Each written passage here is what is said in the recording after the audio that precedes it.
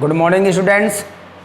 Last के lecture में हमने आनुवांशिक शब्दावली के बारे में अध्ययन किया था।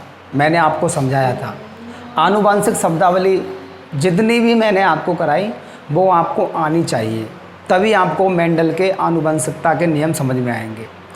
इन्हीं पर चर्चा करते हैं। हेडिंग डालें आप लोग, मेंडल के आनुवंशिकता के नियम। आनुवंशिकता के नियम।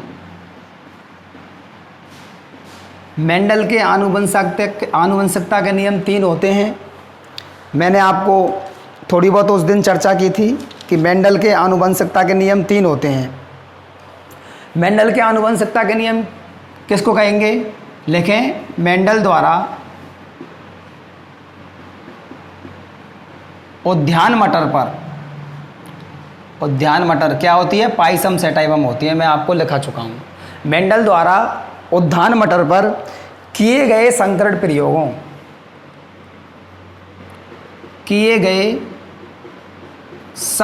प्रयोगों के निष्कर्षों के आधार पर, संकरण प्रयोगों के निष्कर्षों के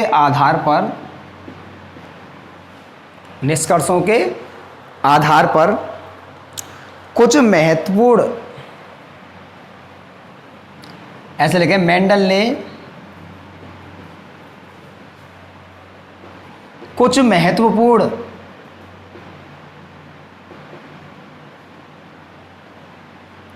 नियमों का प्रतिपादन किया।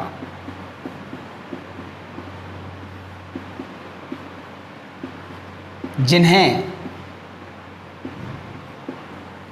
मेंडल के आनुवंशिकता के नियम कहते हैं। जिन्हें मेंडल के आनुवंशिकता के नियम कहते हैं।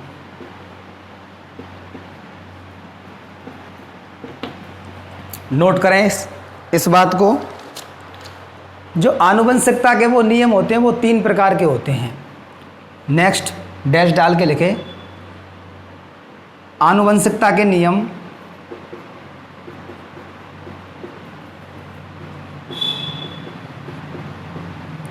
3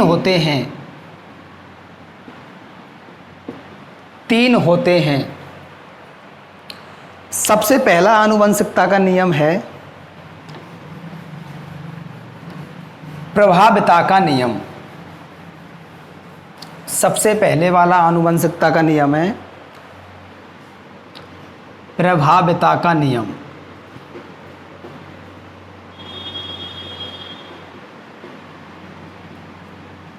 इंग्लिश में कहते हैं इसको लॉ ऑफ डोमिनेंस।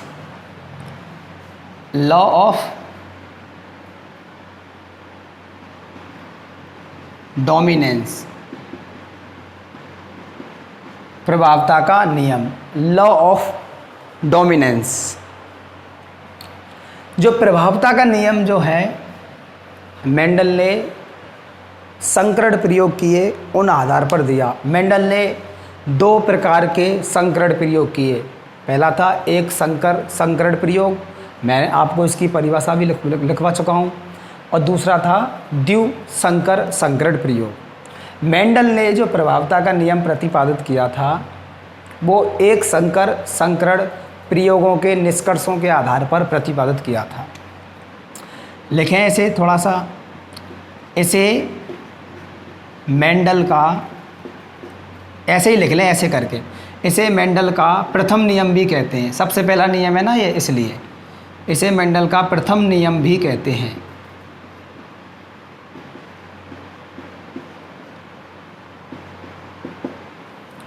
दूसरी इंपॉर्टेंट बात यह है, इसको एक संकरण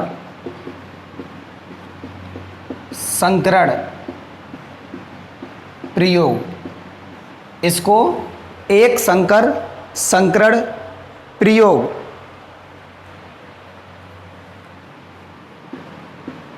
के परिणामों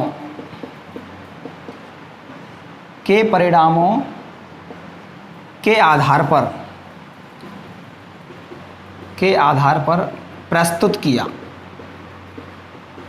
किया। पहली बात, प्रभावता का जो नियम है इसको मेंडल का प्रथम नियम भी कहते हैं, और एक संकरण प्रयोग जब मेंडल ने करवाया उसके जो परिणाम आए, निष्कर्ष आए, उस आधार पर इस नियम को मेंडल ने प्रस्तुत किया, प्रतिपादित किया। दूसरा जो आनुवंशिकता का नियम है, इनको वंशागति के नियम भी कहते हैं। दूसरा आनुवंशिकता का नियम है पृथक्करण का नियम।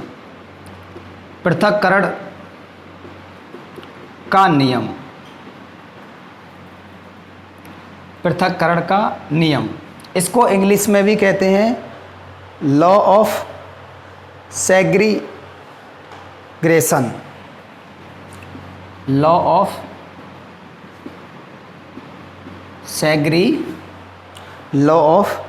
सेग्रीगेशन।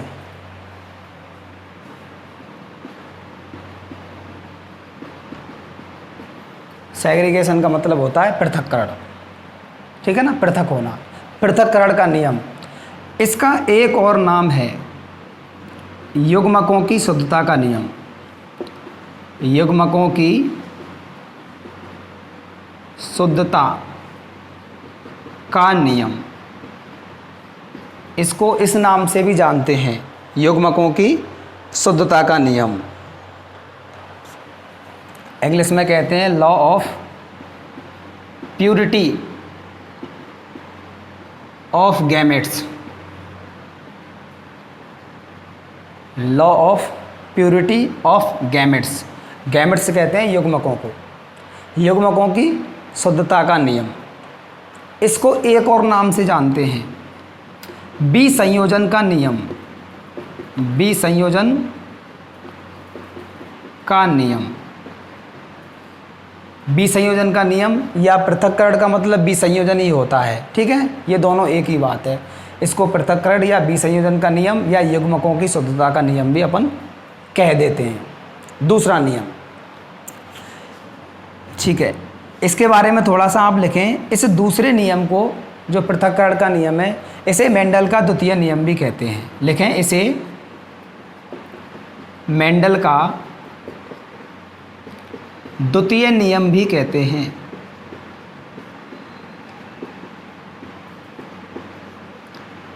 द्वितीय नियम भी कहते हैं। नेक्स्ट, ये जो मेंडल का द्वितीय नियम है, इसे भी मेंडल ने एक संकरण प्रयोग के परिणामों के आधार पर प्रस्तुत किया, ठीक है ना। लेकिन इसको एक संकरण प्रयोग के परिणामों के आधार पर, प्रयोग के परिणामों के आधार पर प्रस्तुत किया।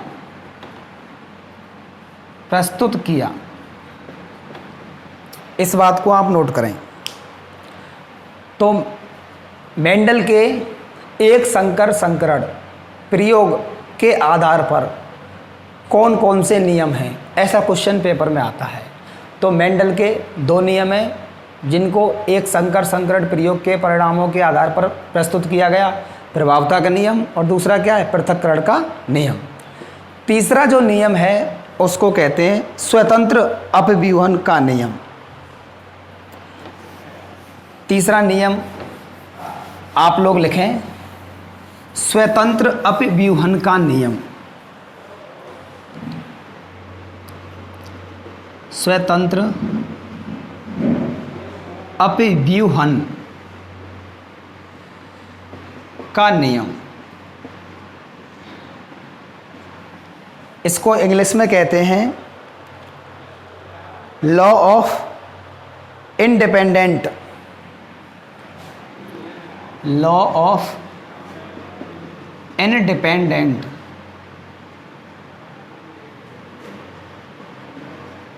लॉ ऑफ इंडिपेंडेंट,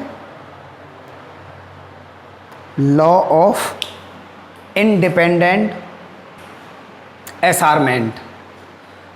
तो ये मेंडल का तृतीय नियम है। लिख लें इसको, इसे मेंडल का तृतीय नियम भी कहते हैं।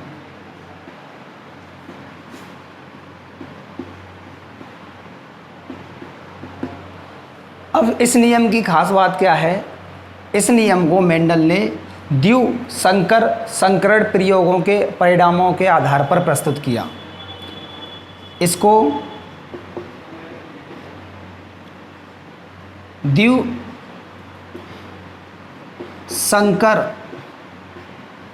संकरण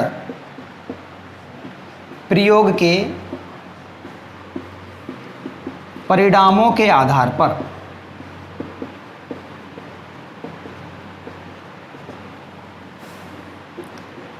प्रस्तुत किया।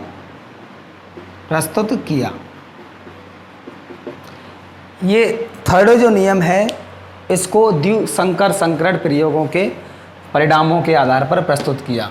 अब एग्ज़ाम में कभी कभी ऐसा क्वेश्चन आता है, मेंडल के आनुवंशिकता के उस नियम का नाम बताइए जिसको एक संकर संकरण प्रयोग के आधार पर समझाया नहीं जा सकता।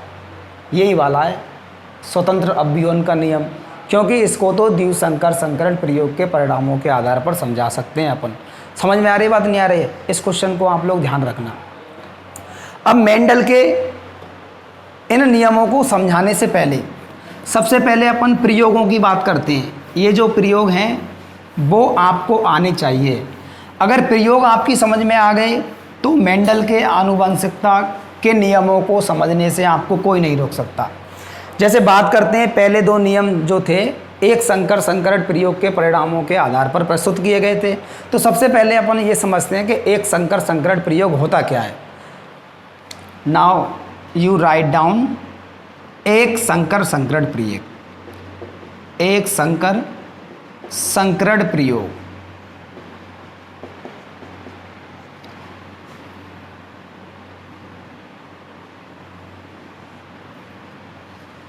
एक संकर संकरण प्रयोग या मोनोहाइब्रिड क्रॉस। अब एक संकर संकरण प्रयोग को मैंने आपको परिभाषित किया था, ऐसा प्रयोग जिसमें किसी एक लक्षण की वंशागति का अध्ययन किया जाता है। केवल एक लक्षण को आपको नोटिस करना है। मटर का पादप है, उसके किसी 7 विपर्यासी लक्षण होते हैं, उसमें 7 विपर्यासी लक्षणों में से किसी एक लक्षण की वंशागति का अध्ययन करना है। किसी एक लक्षण को आपको नोटिस करके चलना है, ठीक है ना। तो यहाँ पे अपन लिख सकते हैं वह प्रयोग जिसमें किसी एक लक्षण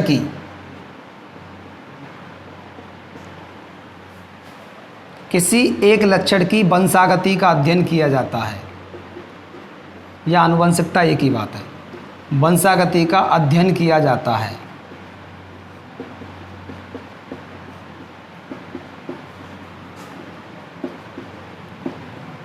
उसे एक संकर संकरण प्रयोग कहते हैं।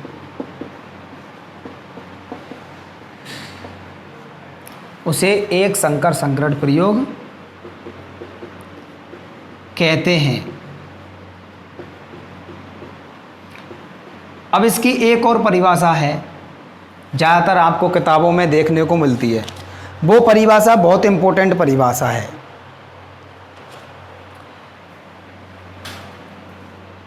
जब एक जोड़ी विपर्यासी लक्षणों वाले जनकों के मध्य संकरण कराया जाता है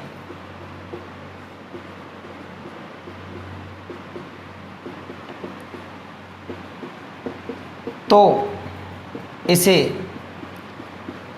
एक संकर संकरण प्रयोग कहते हैं।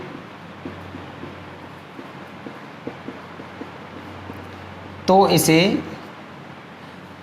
एक संकर संकरण प्रयोग कहते हैं। अब इस वाली परिभाषा को आप कैसे समझोगे? जब एक जोड़ी विपर्यासी लक्षणों, एक जोड़ी का मतलब है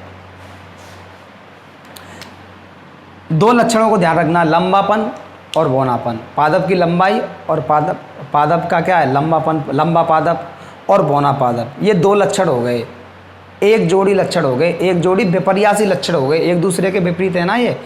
पादप की लंबाई, ठीक है, पादप लंबा पादप और कैसा पादप? बौना पादप, दो लक्षणों को अपन लेकर चल रहे हैं, ठीक है ना। ये दो विपर्यासी लक्षणों को अपन लेकर चल रहे हैं। तो एक जोड़ी का मतलब दो, एक जोड़ी विपर्यासी लक्षणों वाले जनकों के मध्य एक लंबा पादप ले लिया, एक बौना पादप ले लिया।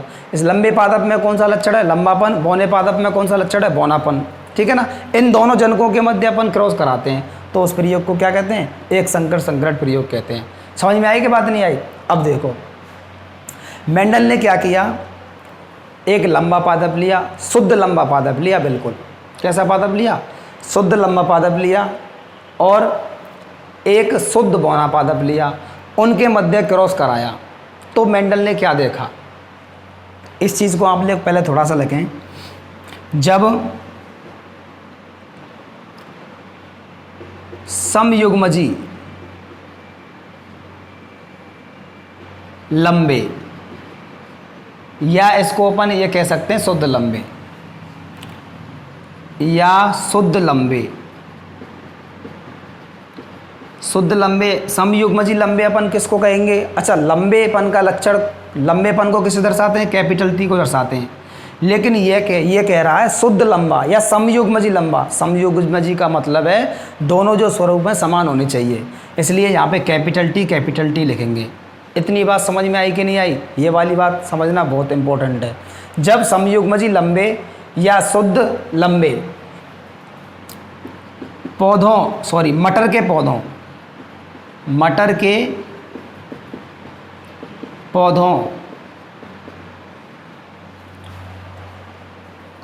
का संकरण, मटर के पौधों का संकरण को क्रॉस भी कहते हैं। क्या कहते हैं? क्रॉस। संकरण को क्या कहते हैं? क्रॉस भी कहते हैं। मटर के पौधों का संकरण। समयुग्मजी बौने, या अपन लिख सकते हैं अपन शुद्ध बौने। अच्छा, शुद्ध बौने पादपों का जीन प्रारूप अब कैसे लिखेंगे? बौने की बात कर रहा है, बौने का मतलब तो स्मॉल टी होता है, और शुद्ध बौने की बात कर रहा है तो दोनों स्मॉल टी होंगे। बौने पादप तो हमेशा स्मॉल टी ही होंगे। समयुग्मजी बौने या शुद्ध बौने पौधों के साथ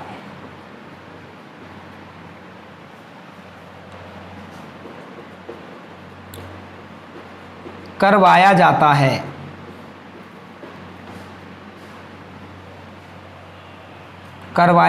है, तो F1 पीढ़ी प्राप्त होती है। F1 पीढ़ी प्राप्त होती है। भाई ये वाले जनक पादप हैं, जनक पादपों के मध्य जब क्रॉस करवाएंगे तो F1 पीढ़ी मतलब प्रथम संतानीय पीढ़ी प्राप्त तो होगी। तो F1 पीढ़ी प्राप्त होती है। इस F1 पीढ़ी में सभी पादप या सभी पौधे, इस F1 पीढ़ी में सभी पौधे, यहाँ पे लिख सकते हैं कोष्ठक में अपन 100% पौधे लंबे या विषम युग्मजी लंबे प्राप्त होते हैं। विषम युग्मजी लंबे प्राप्त होते हैं।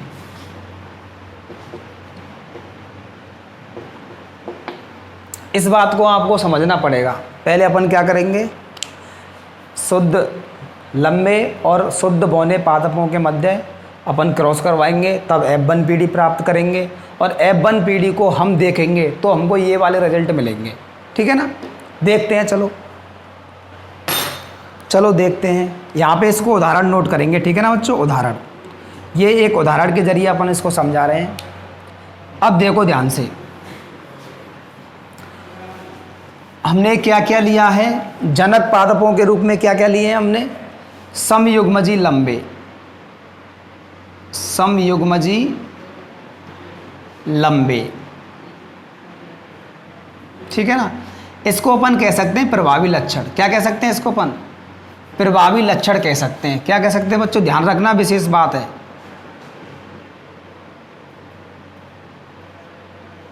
समयुग्मजी लंबे पादप या पौधे एक ही बात है। यहाँ पे क्या कह सकते हैं इसको, प्रभावी लक्षण कह सकते हैं। आपको मालूम है प्रभावी लक्षण, ठीक है ना। समयुग्मजी लंबे पादप क्या है, ये वाले हैं, देखो ये समयुग्मजी लंबे पादप हैं, कैपिटल टी कैपिटल टी। ठीक है ना, इनको शुद्ध लंबे पादप भी कह सकते हैं। इसको नरजनक के रूप में काम में ले लिया। इस चिन्ह को कहते हैं नरजनक। ये चिन्ह क्या प्रदर्शित करता है, नरजनक को प्रदर्शित करता है। इनका क्रॉस, इस चिन्ह को बोलते हैं क्रॉस या संकरण। समयुग्मजी बौने पादप, इसको कह सकते हैं अपन अप्रभावी लक्षण। बौनापन जो होता है अप्रभावी लक्षण है, मैं आपको बता चुका हूं। अप्रभावी लक्षण या जनक लिखेंगे। ये प्रभावी जनक है और ये कैसे जनक है, अप्रभावी जनक है ये वाला। ठीक है ना। अब देखो अप्रभावी जनक क्या होगा, स्मॉल टी स्मॉल टी। इन दोनों के मध्य अपन क्रॉस करा रहे हैं, इसको मादा जनक के रूप में काम ले रहे हैं। ये मादा जनक का चिन्ह है। ये वाली कौन सी पीढ़ी है, जनक पीढ़ी है बच्चों। ये कौन सी पीढ़ी है, जनक पीढ़ी। जनक पीढ़ी मैंने आपको बताया। जनक पीढ़ी किसे कहते हैं, वे पादप जिनसे अपन संतान प्राप्त करते हैं, जनक पीढ़ी कहलाती है। ठीक है। अब इनको अपन क्रॉस करा रहे हैं तो आपको मालूम है मटर के पादप में लैंगिक जनन पाया जाता है। क्या, कौन सा जनन पाया जाता है, लैंगिक जनन। अगर लैंगिक जनन पाया जाता है तो उसमें युग्मक तो बनेंगे ही। अब युग्मक कैसे बनते हैं, अर्धसूत्री विभाजन की प्रक्रिया के द्वारा युग्मक बनते हैं। क्या होगा, अर्धसूत्री विभाजन। 9th क्लास में आप लोग पढ़ के आए हो अर्धसूत्री विभाजन। इस प्रक्रिया के द्वारा क्या बनेंगे, युग्मक बनेंगे। और आपको मालूम है, ये मान के चलो कोशिका है, जब युग्मक बनेंगे तो कोशिका में गुणसूत्रों की संख्या आधी रह जाती है।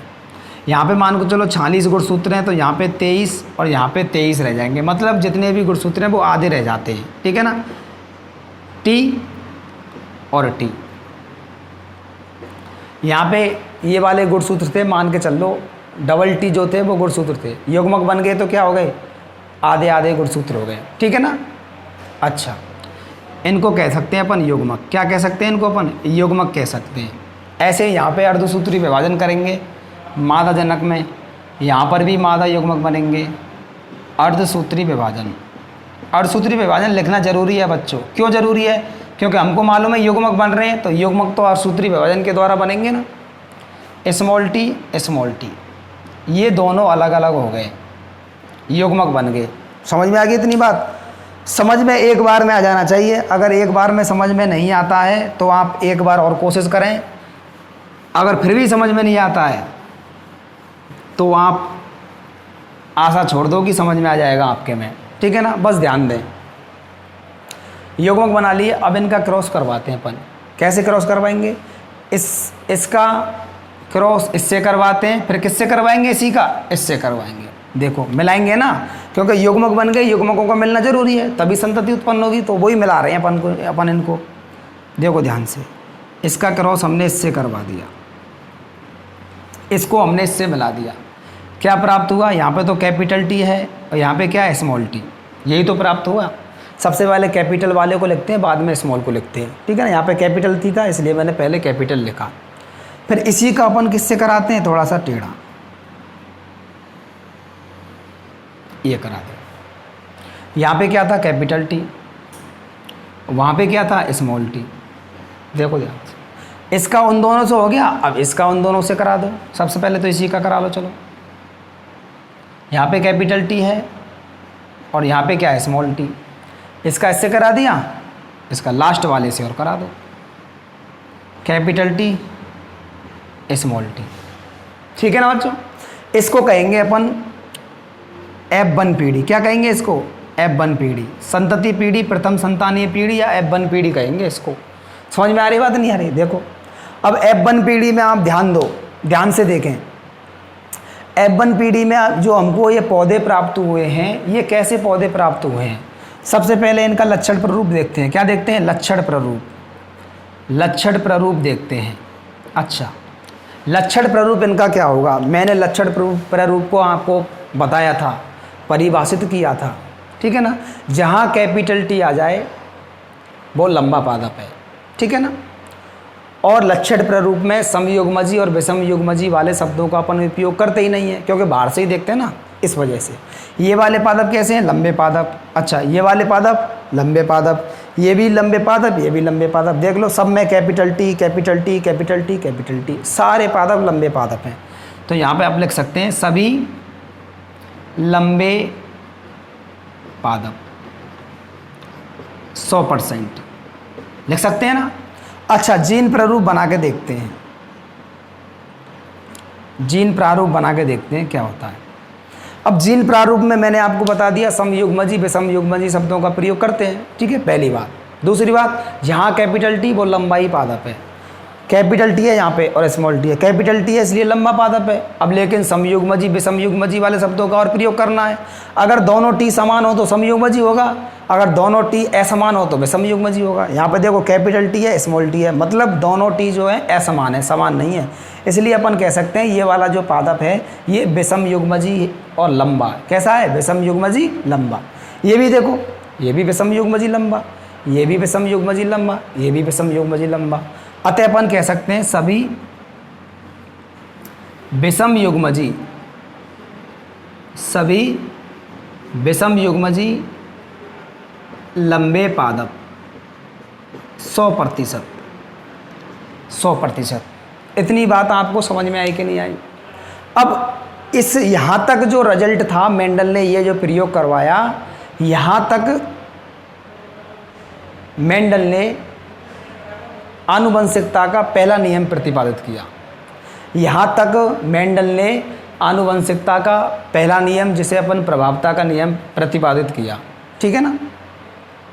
कैसे, जब मेंडल ने लंबे पादप भी लिए थे, बिल्कुल प्योर लंबे पादप, और मेंडल ने प्योर बौने पादप भी लिए थे, दोनों के मध्य क्रॉस करवा दिया। अब यहाँ तो सभी पादप लंबे हैं, समझ में आ रही बात, नहीं आ रही। ऐसा क्यों हुआ, मेंडल ने नाम दे दिया प्रभावता के नियम के कारण हुआ। अब प्रभावता का नियम होता क्या है बाद में बताएंगे, लेकिन थोड़ी बहुत चर्चा कर दें।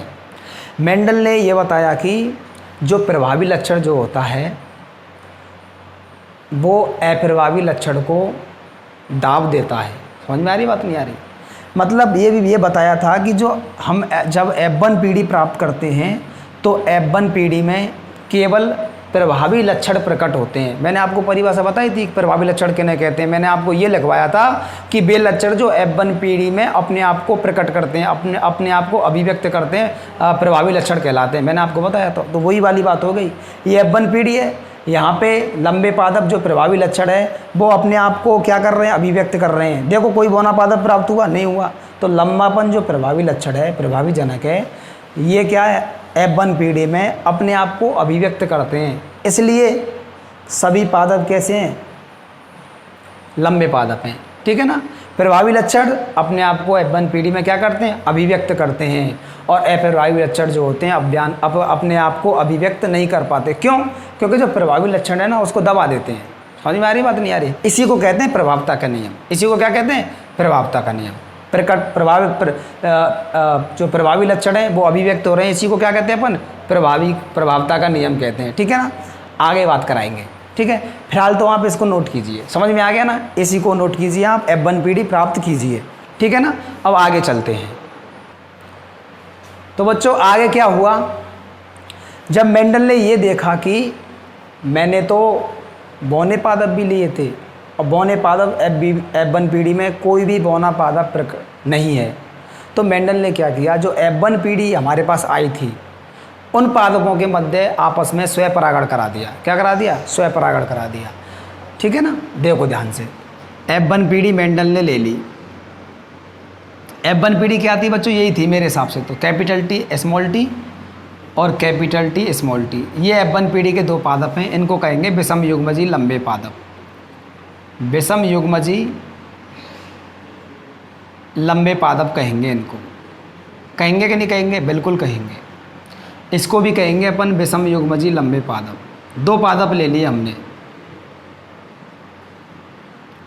लंबे पादप, एक को मान लिया नर जनक के रूप में, एक को मान लिया मादा जनक के रूप में। तो ये तो F1 पीढ़ी हो गई। F1 पीढ़ी यही तो प्राप्त हुई थी, उसमें से हमने दो पादप ले लिए।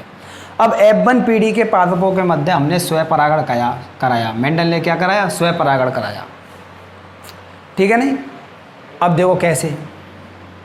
सबसे पहले वही हमको युग्मक बनाने, क्या बनाने? युग्मक। युग्मक कब बनेंगे? अर्धसूत्री विभाजन के द्वारा। अर्धसूत्री विभाजन के द्वारा युग्मक बनेंगे।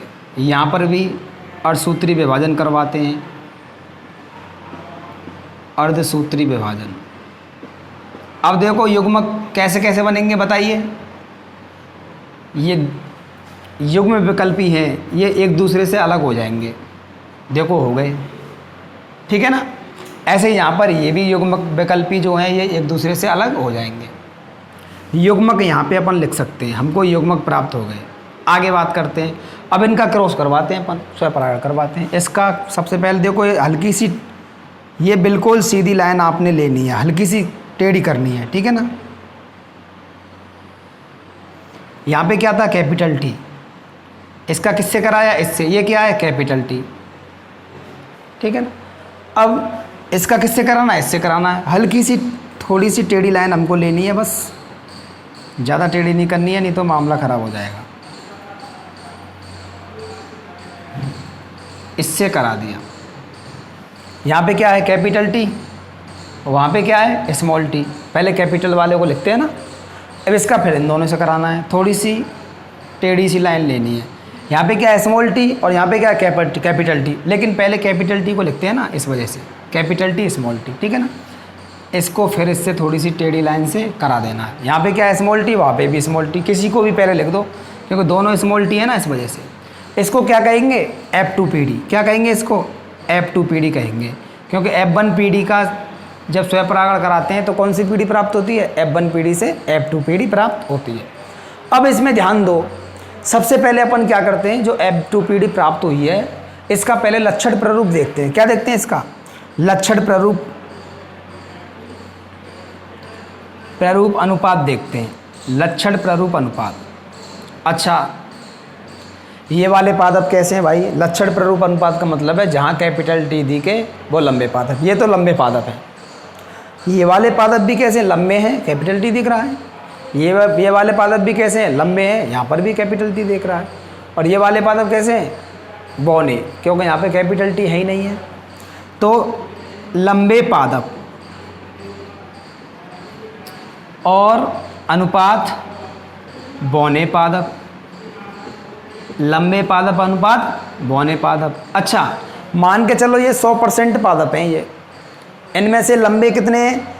1 2 3, मतलब 75%, 75% कैसे पादप हैं? लंबे पादप हैं। ठीक है ना। और एक पादप मतलब 25%। कौन सा पादप है? बौना पादप है। इनको आपस में डिवाइड करेंगे तो यहाँ पे 25 तिया 75, 3:1, 3:1। तो F2 पीढ़ी का लक्षण प्ररूप अनुपात कितना आया? 3:1। कितना आया? 3:1। मतलब 3 पादप तो लंबे हैं और एक पादप क्या है? बौना पादप है। समझ में आई कि नहीं आई बात? अच्छा, अब देखते हैं लक्षण प्ररूप निकालना। लक्षण प्ररूप कैसे निकालेंगे? ठीक है ना। लक्षण प्ररूप हम कैसे निकालेंगे इसको समझते हैं अभी। लक्षण प्रारूप निकालते हैं। मेरे पास थोड़ी सी नीचे जगह नहीं है बच्चों, ठीक है ना, मैं थोड़ा सा ऊपर लिख रहा हूँ, मेरे पास जगह नहीं है, थोड़ा सा मैं इसको ऊपर लिख रहा हूँ। लक्षण प्रारूप कैसे निकालेंगे, देखो ध्यान से। लक्षण प्रारूप अनुपात, लक्षण प्रारूप अनुपात तो हमने निकाल लिया, सॉरी जीन प्रारूप अनुपात निकालेंगे, जीन प्रारूप अनुपात। अब देखो ध्यान से, जीन प्रारूप अनुपात का मतलब समझ जाओ, समयुग्मजी विषमयुग्मजी वाले शब्दों का प्रयोग करना है, ठीक है ना। जहाँ कैपिटल टी दिख गया वो लंबे पादप, साथ में समयुग्मजी विषमयुग्मजी और जोड़ना है हमको। देखो यहाँ पे कैपिटल टी है तो इसका मतलब लंबे पादप है। अब ये समयुग्मजी है या विषमयुग्मजी है कैसे पता चलाएंगे। अगर दोनों जो टी हैं अगर वो समान हैं तो वो क्या होगा, समयुग्मजी होगा। तो ये वाले होंगे समयुग्मजी लंबे पादप, समयुग्मजी लंबे पादप, ठीक है। अनुपात, ये वाले पादप कैसे हैं, लंबे तो हैं लेकिन विषमयुग्मजी हैं, दोनों टी समान नहीं है ना, इस वजह से विषमयुग्मजी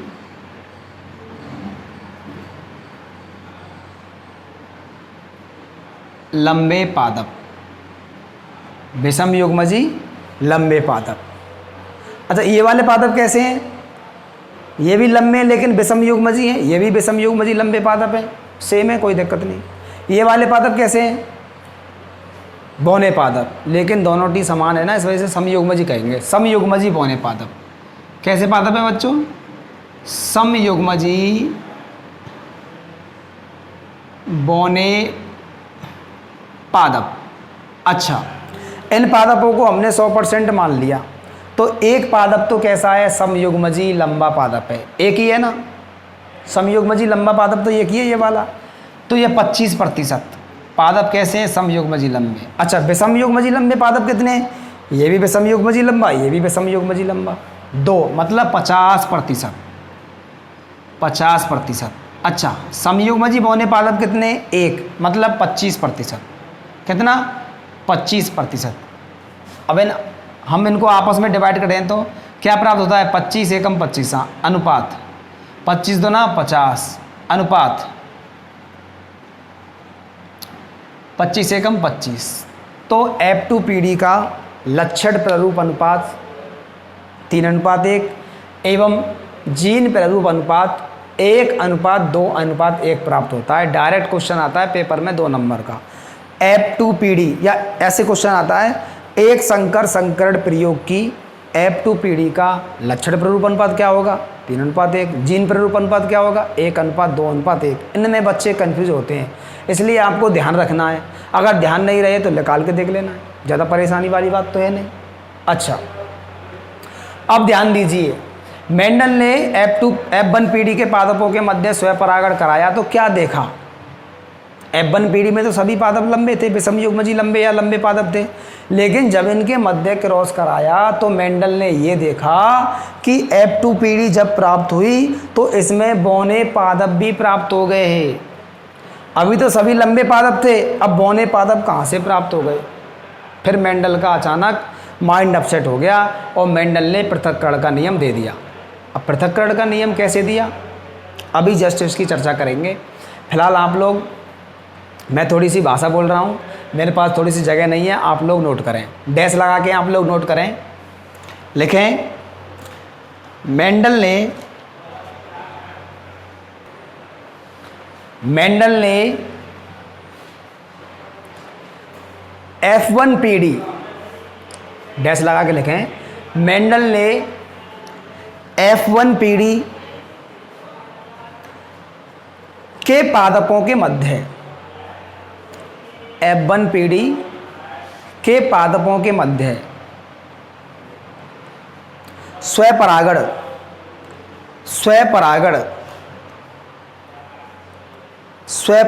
करवाया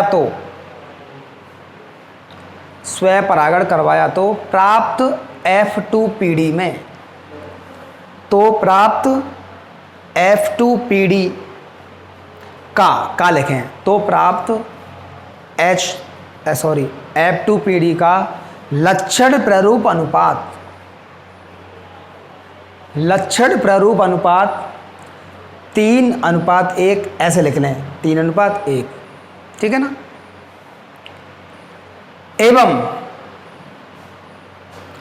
एवं जीन प्ररूप अनुपात,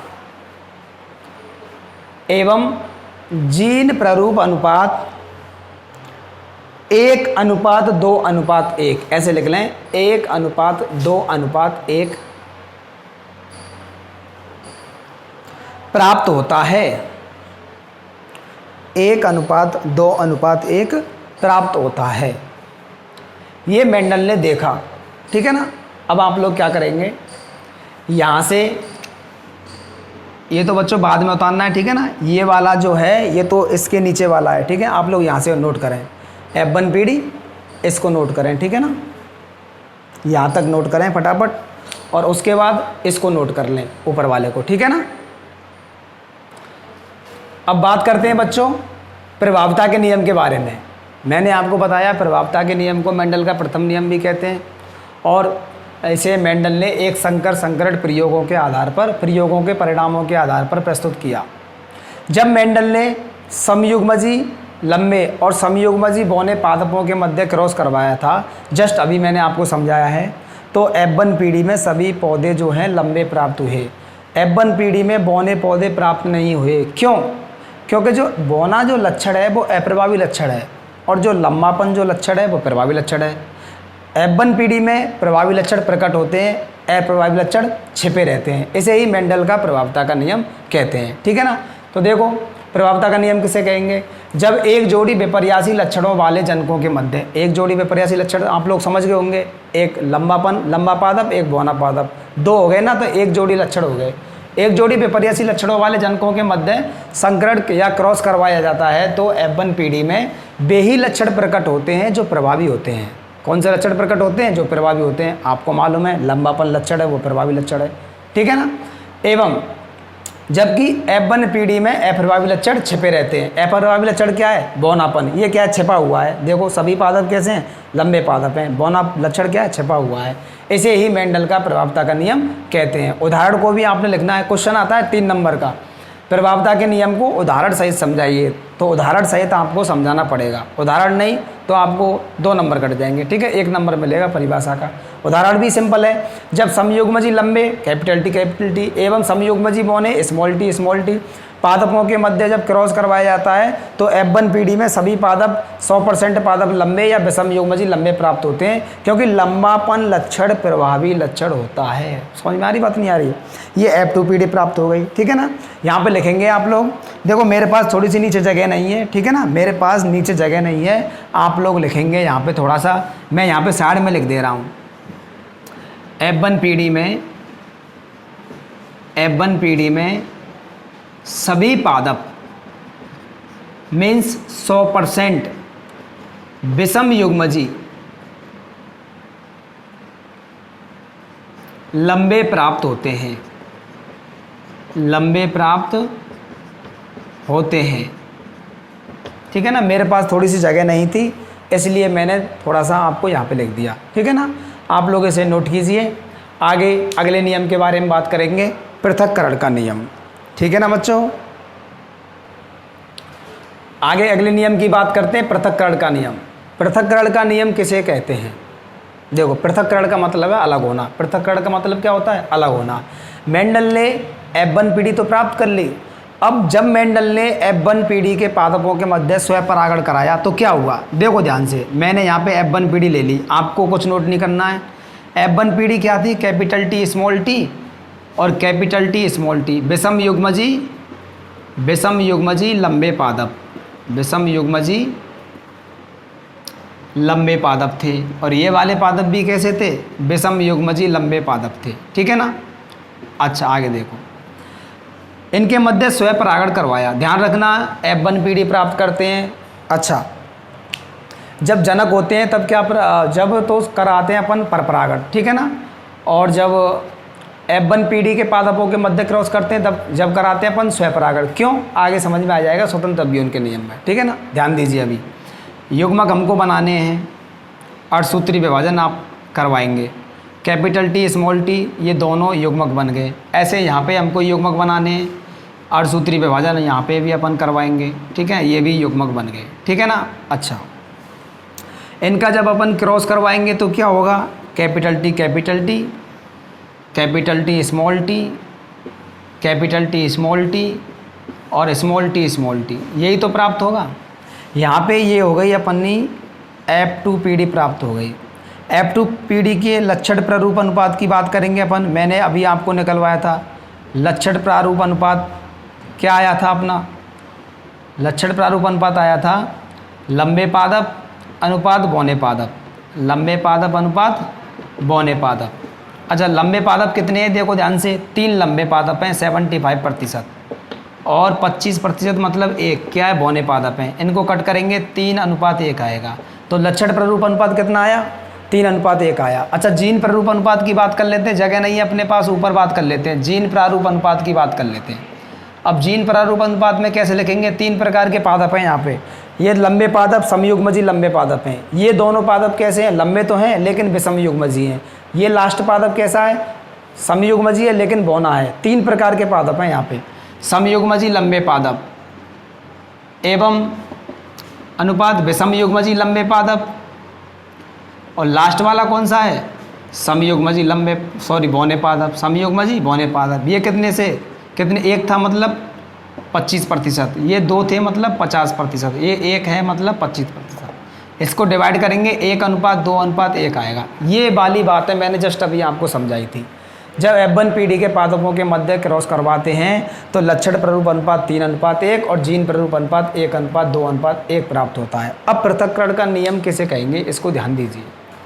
F1PD में सभी लंबे पादप हैं। अच्छा, जब जनक पीढ़ी हमने ली थी, जनक पीढ़ी में एक तो बिल्कुल शुद्ध लंबा पादप था समयुग्मजी लंबा, और एक पादप कैसा था, एक तो बिल्कुल शुद्ध लंबा पादप था और एक पादप कैसा था, ये वाला बौना पादप था।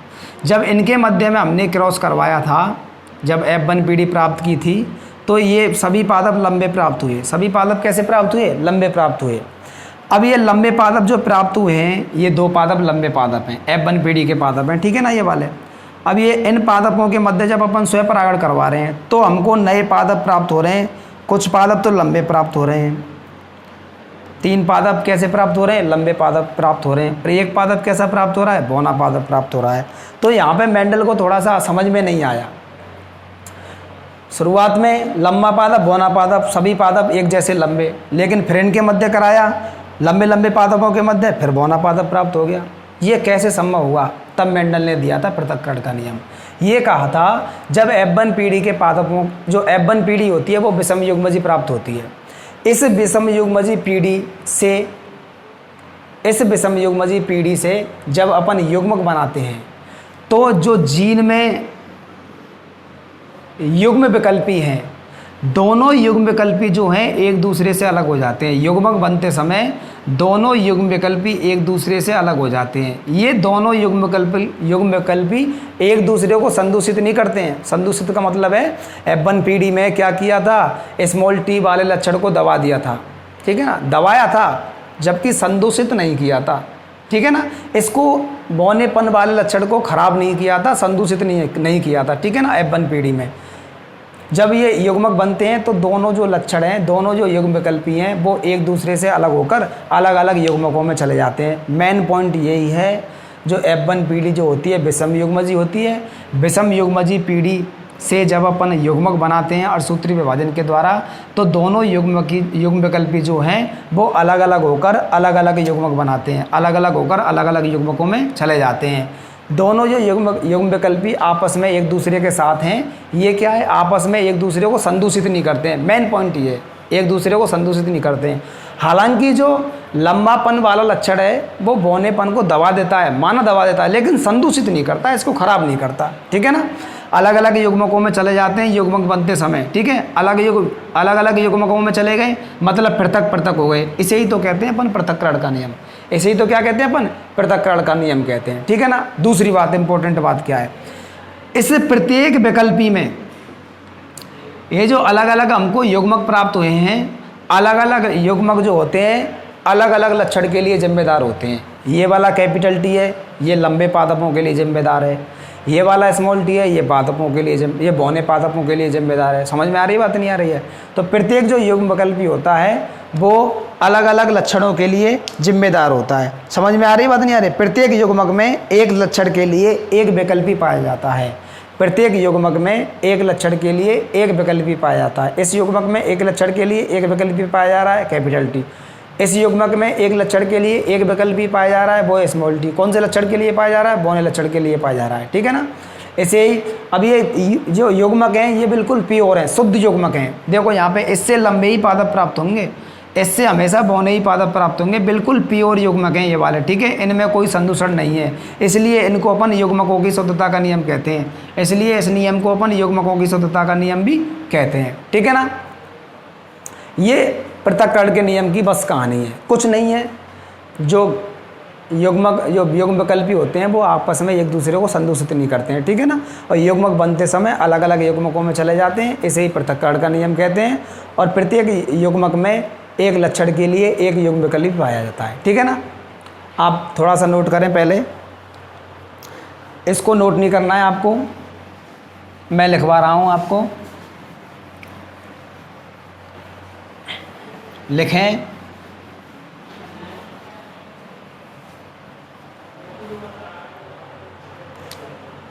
यह नियम मेंडल द्वारा किए गए एक संकर संकरण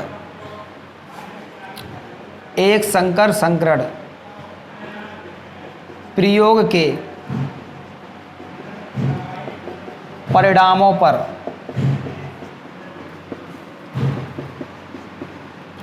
आधारित है।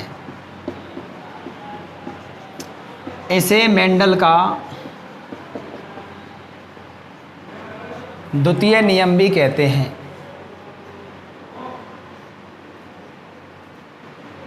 इसे मेंडल का द्वितीय नियम भी कहते हैं। आगे लिखें, इस नियम के अनुसार इस नियम के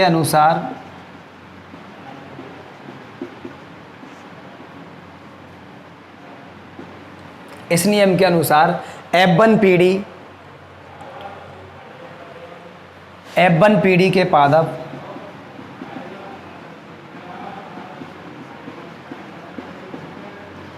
विषम युग्मजी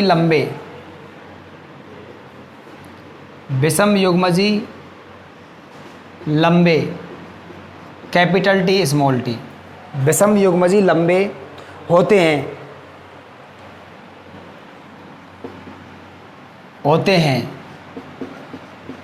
ये वाली बात तो आपको आती है। आगे लिखें, विषम युग्मजी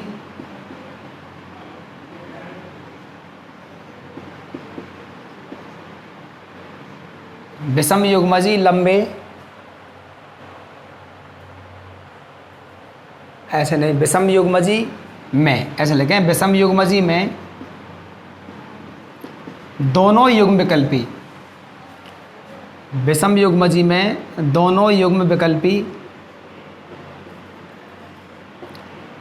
एक साथ रहकर एक दूसरे को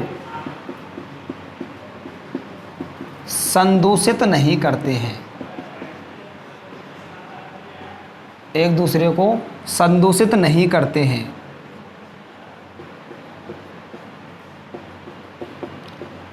तथा युग्मक बनते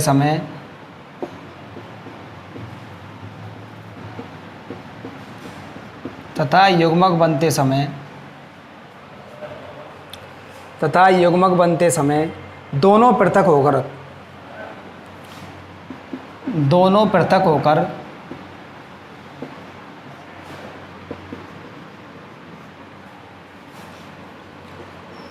अलग अलग युग्मकों में चले जाते हैं। अलग अलग युग्मकों में चले जाते हैं। इसे ही पृथक्करण का नियम कहते हैं। इसे ही पृथक्करण का नियम कहते हैं।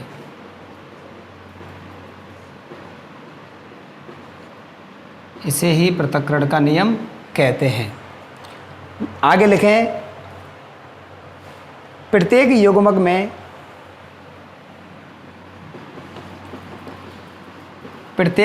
में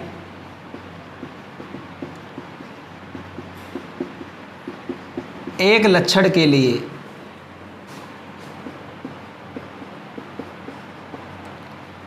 एक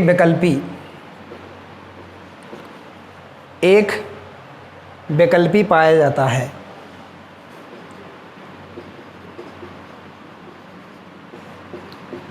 जाता है।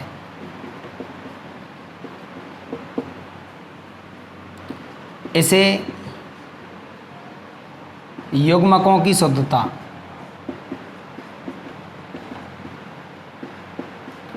का नियम भी कहते हैं।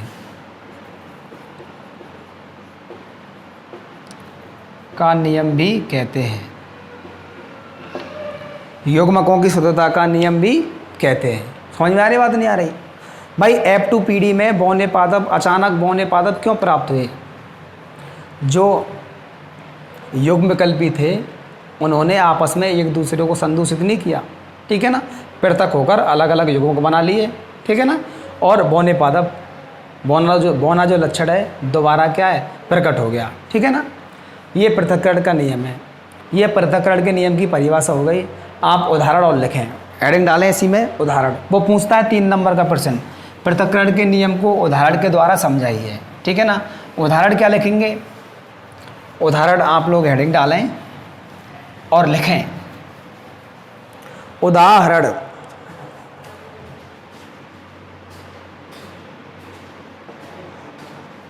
लिखें, जब मेंडल ने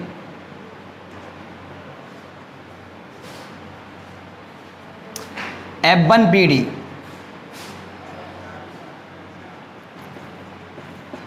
के पादपों, कोष्ठक में लिख लें कैपिटल T स्मॉल t, के मध्य स्वपरागण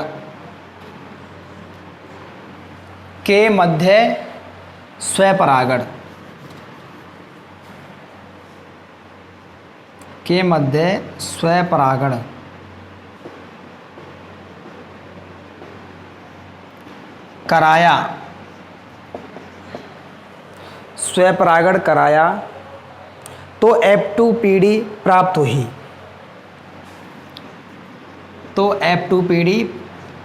हुई। इस F2PD में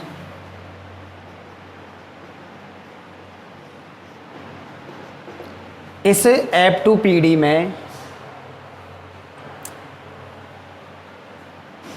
75% पादप लंबे एवं 25% पादप बौने एवं 25% पादप बौने प्राप्त हुए। अर्थात F2PD का लक्षण प्रारूप अनुपात 3:1, जबकि जीन प्रारूप अनुपात 1:2:1 प्राप्त हुआ। मतलब एक यहाँ पे बौना पादप प्राप्त हो गया। क्यों बौना पादप प्राप्त हो गया? इसी को कहेंगे पृथक्करण का नियम। क्यों? क्योंकि जो युग्मक होते हैं, जो विषम युग्मजी पीढ़ी में जो युग्म विकल्पी होते हैं, वो एक दूसरे को संदूषित नहीं करते, ठीक है ना। मेन कारण यही है। F1 पीढ़ी थी, F1 पीढ़ी में कौन कौन से पादप थे? ये वाले पादप थे। यहाँ पे लिख लें विषम युग्मजी लंबे पादप।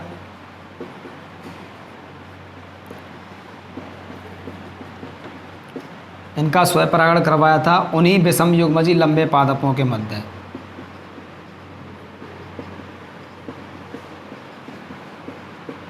कैपिटल टी स्मॉल टी, ठीक है ना।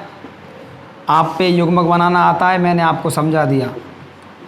युग्मक हमेशा बनाएंगे अष्टसूत्री विभाजन के द्वारा बनाते हैं, अष्टसूत्री विभाजन के द्वारा युग्मक हमेशा बनाते हैं। युग्मक बनाएंगे तो युग्म विकल्पी में से दोनों विकल्पी पृथक पृथक हो जाएंगे, अलग अलग युग्मकों में चले जाएंगे। यहाँ पर भी अष्टसूत्री विभाजन आपको करवाना है, कैपिटल टी स्मॉल टी। अब क्या करवाना है आपको, क्रॉस करवाना है। कैपिटल टी स्मॉल टी आएगा, सॉरी कैपिटल टी आएगा। मैं करा चुका हूँ इस बात को, इसलिए ज़्यादा समझाने पे ध्यान नहीं दे रहा मैं, क्योंकि मैं करवा चुका हूँ, ठीक है ना। ऐसे ही यहाँ पे कैपिटल टी स्मॉल टी आ जाएगा और जस्ट यहाँ पे आ जाएगा स्मॉल टी, ठीक है ना। इसको कहेंगे अपन F2PD। क्या कहेंगे इसको, F2PD कहेंगे। अब नीचे लिखेंगे लक्षण प्रारूप अनुपात क्या होगा, जीन प्रारूप अनुपात क्या होगा। मेरे पास नीचे जगह नहीं है, इसलिए मैं आपको ऊपर लिखवा रहा हूँ। लक्षण प्रारूप अनुपात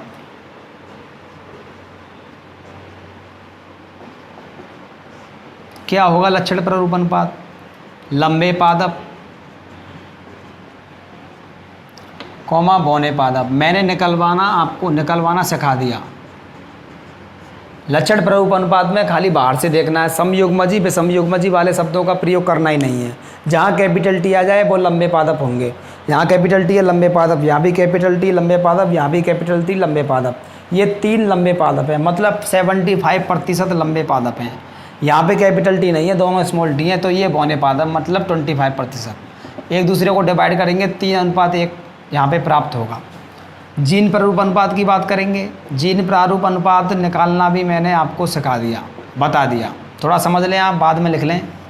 जीन प्रारूप अनुपात की बात करेंगे। जीन प्रारूप अनुपात में क्या करते हैं, समयुग्मजी विषमयुग्मजी वाले शब्दों का प्रयोग करना बहुत ज़रूरी है, ठीक है ना। अब देखो यहाँ पे F2PD को देखो, इस पादप को देखो, कैपिटल टी आ रहा है, लंबा पादप तो है, लेकिन जीन प्रारूप अनुपात अपन निकालना चाह रहे हैं, तो समयुग्मजी विषमयुग्मजी हमको देखना पड़ेगा।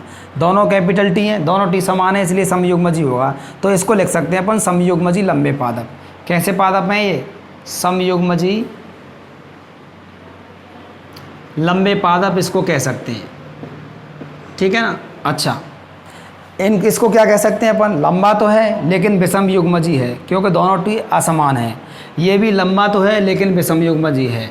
लंबे पादप विषमयुग्मजी लंबे पादप कितने हैं, विषमयुग्मजी लंबे पादप अभी देखते हैं कितने हैं। इसकी बात करते हैं, ये बौना पादप है लेकिन समयुग्मजी है। क्यों, क्योंकि दोनों टी इसमें समान है, समयुग्मजी बौने पादप है। अच्छा, देखते हैं, समयुग्मजी लंबे पादप तो एक ही है इसमें, मतलब 25%। विषमयुग्मजी लंबे पादप 2 हैं, मीन्स 50%। और समयुग्मजी बौने पादप ओनली 1 है, मीन्स 25%। आपस में डिवाइड करेंगे 1:2:1, 1:2:1, ये जीन प्रारूप अनुपात आ जाएगा, ठीक है ना। इसी को अपन क्या कहते हैं, पृथक्करण का नियम कहते हैं। पृथक्करण का नियम आ जाए तो आपको यहाँ तक नोट करना है, पूरा 3 नंबर का क्वेश्चन आता है, ठीक है ना। अब आप लोग पढ़ें, ध्यान से समझें, और आपके समझ में नहीं आए तो आप मुझे कमेंट करें, ठीक है ना। व्हाट्सअप नंबर आपके पास है, आपका ग्रुप बना हुआ है, ठीक है ना, उस पर मैसेज करें, ठीक है ना। और नेक्स्ट स्वतंत्र अभियोजन का नियम कराने से पहले द्विसंकर संकरण प्रयोग को कराएंगे, उसके बाद स्वतंत्र अभियोजन के नियम की चर्चा करके 2-3 परिभाषा लिखा के पाठ को ख़त्म करेंगे। धन्यवाद।